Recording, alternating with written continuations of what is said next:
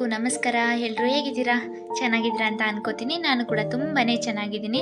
So ಇವತ್ತಿನ video ಬಂದು ಇಲಿಗಳನ್ನು ಹೇಗೆ ಸಾಯಿಸೋದು ಅಂತ ಹೇಳ್ಕೊಡ್ತೀನಿ. ತುಂಬಾ ಈಸಿಯಾಗಿ ಇಲಿಗಳನ್ನು ಸಾಯಿಸ್ಬೋದು.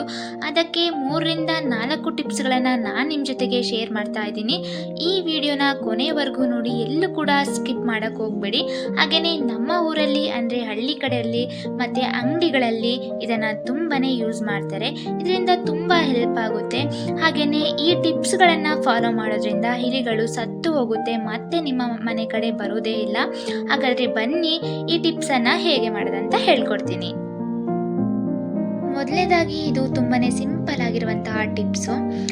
ಸೊ ನಾನಿಲ್ಲಿ ತೆಂಗಿನಕಾಯಿ ಇರುವಂತಹ ಗರಟೆನ ತಗೊಂಡಿದ್ದೀನಿ.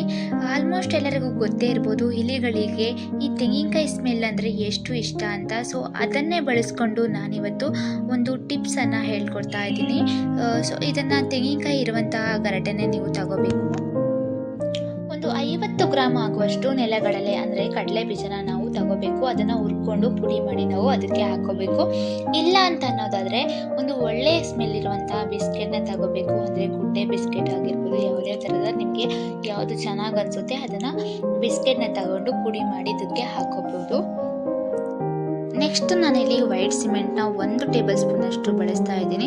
ಆಲ್ಮೋಸ್ಟ್ ಎಲ್ಲರ ಮನೆಯಲ್ಲಿ ವೈಟ್ ಸಿಮೆಂಟ್ ಇದ್ದೇ ಇರುತ್ತೆ. ಇಲ್ಲ ಅನ್ನೋದಾದರೆ ಎಲ್ಲ ಹಾರ್ಡ್ವೇರ್ ಶಾಪಲ್ಲೂ ನಿಮಗೆ ಸಿಗುತ್ತೆ. ಸೊ 1 kgಗೆ 40 ರೂಪಾಯಿ, 100 ಗ್ರಾಮಿಗೆ 4 ರೂಪಾಯಿ. ಹಾಗಾದರೆ 50 ಗ್ರಾಮ್ ನಮಗೆ ತಗೊಂಡ್ರೆ ಸಾಕು. 1 ಟೇಬಲ್ ಸ್ಪೂನ್ ಅಷ್ಟು ನಾವು ಇದಕ್ಕೆ ಯೂಸ್ ಮಾಡ್ಕೋಬೇಕಾಗುತ್ತೆ. ಒಂದು 2 ನಿಮಿಷ ಅದನ್ನು ಪೂರ್ತಿಯಾಗಿ ಮಿಕ್ಸ್ ಮಾಡ್ಕೋಬೇಕು. ಆ ಸಿಮೆಂಟು ಬಿಸ್ಕೆಟ್ಗೆ ಪೂರ್ತಿಯಾಗಿ ತಾಗಬೇಕು. ಅಲ್ಲಿವರೆಗೂ ನಾವು ಅದನ್ನು ಪೂರ್ತಿಯಾಗಿ ಮಿಕ್ಸ್ ಮಾಡ್ಕೋಬೇಕು. ಇದನ್ನು ರಾತ್ರಿ ಟೈಮು ಎಲ್ಲಿ ಇಲ್ಲಿ ಬರುತ್ತೋ ಅಲ್ಲಿ ಇಡಬೇಕು. ಮಾರ್ನಿಂಗ್ ಹೊತ್ತೆಲ್ಲ ನೀವು ಇಡಬೇಡಿ. ಬೆಕ್ಕು, ಕೋಳಿ, ನಾಯಿ ಎಲ್ಲ ಹೋಗುತ್ತೆ ಅಲ್ವಾ, ಆಗ ಇಡಬೇಡಿ. ನೀವು ಆದಷ್ಟು ಸಂಜೆ ಹೊತ್ತಲ್ಲಿ ಅಥವಾ ರಾತ್ರಿ ಟೈಮಲ್ಲಿ ನೀವು ಇದನ್ನು ಇಡಿ. ಸೊ ಇದನ್ನು ಇಲಿ ತಿಂದು ಹೊಟ್ಟೆ ಒಳಗೆ ಹೋಗಿದ ತಕ್ಷಣ ಅದು ಸಿಮೆಂಟ್ ಗಟ್ಟಿಯಾಗಿ ಇಲ್ಲಿ ಸತ್ತು ಹೋಗುತ್ತೆ. ನೀರು ಕುಡಿದ್ರೂ ಸಮೇತ ಅದು ಬದುಕೋದಿಲ್ಲ. ಸೊ ಒಮ್ಮೆ ಇದನ್ನ ಟ್ರೈ ಮಾಡಿ ನೋಡಿ, ನಿಮಗೆ ರಿಸಲ್ಟ್ ಗೊತ್ತಾಗುತ್ತೆ. ಓಕೆ, ಇವಾಗ ಸೆಕೆಂಡ್ ಟಿಪ್ಸ್. ನಾನಿಲ್ಲಿ ಹುರ್ಕೊಂಡಿರುವಂತಹ ಶೇಂಗಾ ಬೀಜನ 50 ಗ್ರಾಮ್ ಆಗಷ್ಟು ತಗೊಂಡಿದ್ದೀನಿ. ಇದನ್ನ ಹುರ್ಕೊಂಡಿರಬೇಕು ಶೇಂಗಾ ಬೀಜನ, ಹಾಗೆ ಹಸಿ ಶೇಂಗಾ ಬೀಜ ಹಾಕೋಬಾರ್ದು. ಓಕೆ, ಆಲ್ಮೋಸ್ಟ್ ಎಲ್ಲರ ಮನೇಲಿ ಟ್ಯಾಬ್ಲೆಟ್ ಇದ್ದೇ ಇರುತ್ತೆ ಪ್ಯಾರಾಸಿಟಮಲ್. ನಾನಿಲ್ಲಿ 650ನ ಬಳಸ್ತಾ ಇದ್ದೀನಿ. ನಿಮ್ಮ ಮನೇಲಿ 500 mg ಇದ್ದರೆ ಅದನ್ನು ಕೂಡ ನೀವು ಬಳಸ್ಕೋಬೋದು. ಸೊ ಒಂದು 5 ಟ್ಯಾಬ್ಲೆಟ್ನ ನಾನಿಲ್ಲಿ ಬಳಸ್ತಾ ಇದ್ದೀನಿ. ಓಕೆ, ಇವಾಗ ಚೆನ್ನಾಗಿ ಪುಡಿ ಮಾಡ್ಕೊಂಡಿಟ್ಟಿರುವಂತಹ ಶೇಂಗಾ ಬೀಜನ ಯೂಸ್ ಮಾಡ್ತಾ ಇದ್ದೀನಿ. ನೋಡಿ, ಹೀಗೆ ಚೆನ್ನಾಗಿ ನಾವು ಪುಡಿ ಮಾಡ್ಕೋಬೇಕು ಶೇಂಗಾ ಬೀಜನ, ಮತ್ತು ಅದು ಫ್ರೈ ಆಗಿರಬೇಕು ಶೇಂಗಾ ಬೀಜ. ಓಕೆ, ಇವಾಗ ನಾನು ಟ್ಯಾಬ್ಲೆಟ್ನ ಚೆನ್ನಾಗಿ ಪುಡಿ ಮಾಡಿ ಇಟ್ಕೊಂಡಿದ್ದೀನಿ. ಅದನ್ನು ಕೂಡ ನಾನಿಲ್ಲಿ ಬಳಸ್ತಾ ಇದ್ದೀನಿ. ಓಕೆ, ಇದನ್ನು 2 ನಿಮಿಷ ಚೆನ್ನಾಗಿ ಮಿಕ್ಸ್ ಮಾಡ್ಕೊಳ್ಳೋಣ. ಹಾಗೆಯೇ ಇಲಿಗಳಿಗೆ ಈ ಕಡಲೆ ಬೀಜ ಸ್ಮೆಲ್ ತುಂಬಾ ಅಟ್ರ್ಯಾಕ್ಟ್ ಮಾಡುತ್ತೆ. ಎಲ್ಲಿ ಜಾಸ್ತಿ ಇಲಿಗಳು ಬರುತ್ತೋ ಅಲ್ಲಿ ಇದನ್ನು ಇಡಬೇಕು. ಮಾರ್ನಿಂಗ್ ಹೊತ್ತು ಇದನ್ನು ಇಡಲೇಬಾರ್ದು. ಬೆಕ್ಕು, ನಾಯಿ, ಕೋಳಿ ಇರೋ ಕಡೆ ಇದನ್ನ ಇಡಲೇಬಾರ್ದು. ನಾವು ಮಲ್ಗೋಕ್ಕಿಂತ ಮುಂಚೆ ಇದನ್ನು ಎಲ್ಲಿ ಇಲಿಗಳು ಜಾಸ್ತಿ ಬರುತ್ತೋ ಅಲ್ಲಿ ಇದನ್ನು ಇಡಬೇಕು. ಓಕೆ, ಇವಾಗ ರೆಡಿ ಮಾಡ್ಕೊಂಡಿರುವಂತಹ ಮಿಕ್ಸ್ಚರ್ನ ಒಂದು ಸ್ವಲ್ಪ ತೆಂಗಿನಕಾಯಿ ಇರುವಂತಹ ಗರಟೆಗೆ ನಾನಿಲ್ಲಿ ಹಾಕ್ಕೊಂಡಿದ್ದೀನಿ. ಅದನ್ನು ಪೂರ್ತಿಯಾಗಿ ಮಿಕ್ಸ್ ಮಾಡ್ಕೋಬೇಕಾಗುತ್ತೆ. ಎಲ್ಲಿ ಜಾಸ್ತಿ ಇಲಿಗಳು ಬರುತ್ತೋ ಅಂಥ ಜಾಗದಲ್ಲಿ ಇದನ್ನು ಇಡಿ. ಜಾಸ್ತಿನೇ ನೈಟ್ ಹೊತ್ತಲ್ಲಿ ನೀವು ಇದನ್ನು ಮಾಡಿ. ಸೊ ಮಾರ್ನಿಂಗ್ ಟೈಮಲ್ಲಿ ಇದನ್ನು ಮಾಡಲಿಕ್ಕೆ ಹೋಗಲೇಬೇಡಿ. ಹಾಗೆಯೇ ನಾವಾದರೂ ಅಷ್ಟೇ, ಎಷ್ಟು ಟ್ಯಾಬ್ಲೆಟ್ ಕುಡಿದ್ರೂ ಕೂಡ ನಮಗೆ ಟ್ರೀಟ್ಮೆಂಟ್ ಆದಮೇಲೆ ನಾವು ಬದುಕ್ತೀವೋ ಇಲ್ವೋ ಅಂತ ಹೇಳೋಕ್ಕಾಗೋದಿಲ್ಲ. ಅದೇ ಟಿಪ್ಸ್ನ ನಾವು ಈ ಇಲಿಗಳಿಗೆ ಬಳಸಿದರೆ ತುಂಬಾ 100% ರಿಸಲ್ಟ್ ಸಿಗುತ್ತೆ. ನೀರು ಕುಡಿದ್ರೂ ಸಮೇತ ಅದು ಬದುಕಲಿಕ್ಕೆ ಸಾಧ್ಯನೇ ಇಲ್ಲ. ಈ ಟಿಪ್ಸ್ನ ನೀವು ಒಮ್ಮೆ ಟ್ರೈ ಮಾಡಿ ನೋಡಿ, ನಿಮಗೆ 100% ರಿಸಲ್ಟ್ ಸಿಗುತ್ತೆ. ಓಕೆ, ಇವಾಗ 3ನೇ ಟಿಪ್ಸ್ ಏನಂತ ನೋಡೋಣ ಬನ್ನಿ.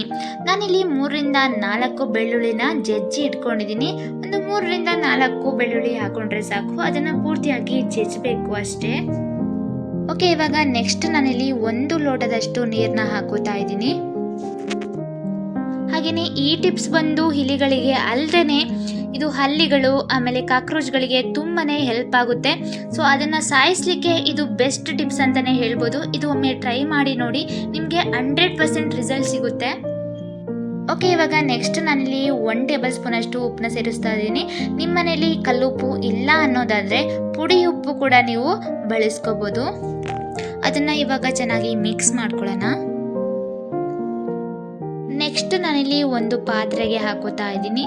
ಅದನ್ನು ಒಂದು 3ರಿಂದ 4 ನಿಮಿಷ ಅದನ್ನು ಚೆನ್ನಾಗಿ ಬೇಯಿಸ್ಕೋಬೇಕು. ಬೆಳ್ಳುಳ್ಳಿ ಚೆನ್ನಾಗಿ ಬೇಯಬೇಕು, ಅಲ್ಲಿವರೆಗೂ ಇದನ್ನು ಚೆನ್ನಾಗಿ ಬೇಯಿಸ್ಕೋಬೇಕಾಗುತ್ತೆ. ಓಕೆ, ಇವಾಗ ಬೇಯಿಸ್ಕೊಂಡಿದ್ದೆಲ್ಲ ಆದಮೇಲೆ ನಾನಿಲ್ಲಿ ಮೊದಲಿಗೆ 1 ಲೋಟ ನೀರು ಇದೇ ಗ್ಲಾಸಲ್ಲಿ ಹಾಕಿದ್ದೆ. ಇವಾಗ ಆ ನೀರನ್ನ ಚೆನ್ನಾಗಿ ಅದೇ ಗ್ಲಾಸಲ್ಲಿ ಸೋಸ್ಕೊಳ್ಳೋಣ. ಚೆನ್ನಾಗಿ ನೀರು ಮಾತ್ರ ನಮಗೆ ಸಿಗಬೇಕು. ಇವಾಗ ನೋಡಿ, ಅದು 3/4 ಲೋಟ ಆಗಿದೆ. ನಾವು ಬೇಯಿಸ್ಕೋಬೇಕಾಗುತ್ತೆ.